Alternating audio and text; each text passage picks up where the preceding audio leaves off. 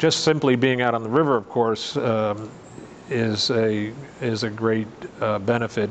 It is always different. There are never 2 days alike, whether it's the condition of the water or the sun or the amount of light or the rain or the poor conditions. It is always beautiful. I would definitely consider living in the Hudson Valley for the rest of my life, just because it has so much history and it's such a beautiful place, and I just can't think of many other places that have so much going on for it than the Hudson Valley.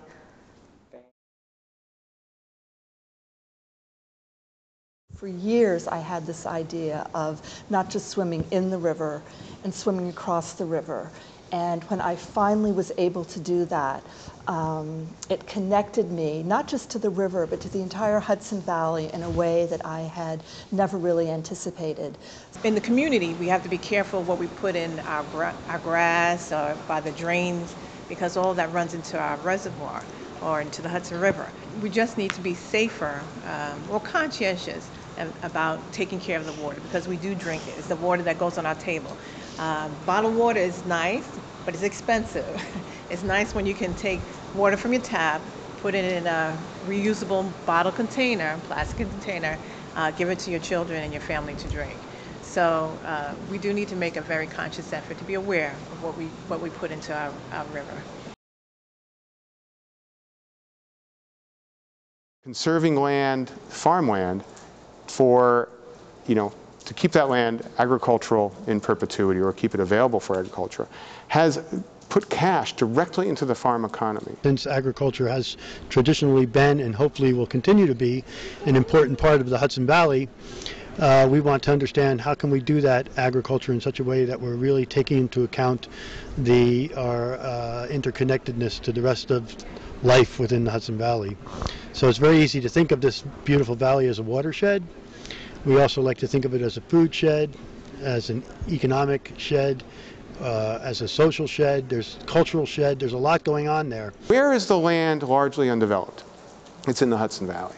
And that in and of itself is a long-term, it's one of the things that makes this region so appealing, but there's a threat there as well.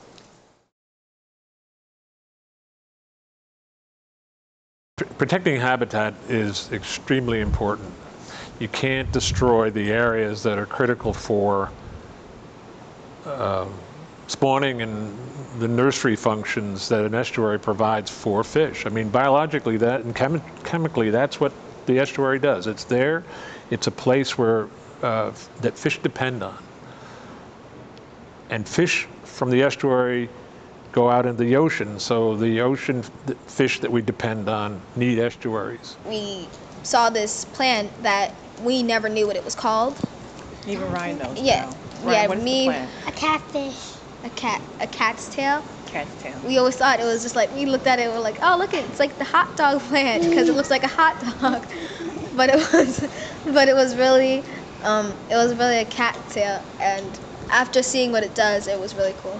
People have been coming to the Hudson for 5,000 years to fish for shad, for herring, for Atlantic sturgeon, for striped bass, and for a myriad of other fish species. And if you see the resource dwindling and the fishermen dwindling, the number of fishermen, it sends a message that there's something also wrong with the system. It's very important to keep your eyes on the river and just to keep monitoring it closely, because things do change. The climate is changing, and there are going to be important changes here in the Hudson that we're going to notice.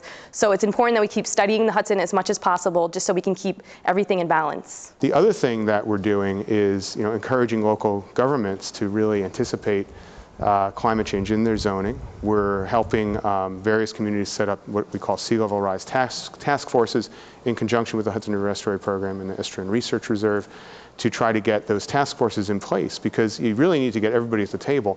Emergency management, infrastructure. I think cities are particularly, it's critical that they be involved because they often have the staff that can really work on this, and they have the infrastructure that's threatened, such as the city of Kingston, where the Rondout area is going to be hugely impacted by climate change. The key is for it to be, a positive, forward-thinking, effort rather than if people just think it's all gloom and doom and what can I do, then people tune out and become almost fatalistic. So it's very important to keep the eye on how we can adapt to this coming reality. The boating community brings a lot of people down.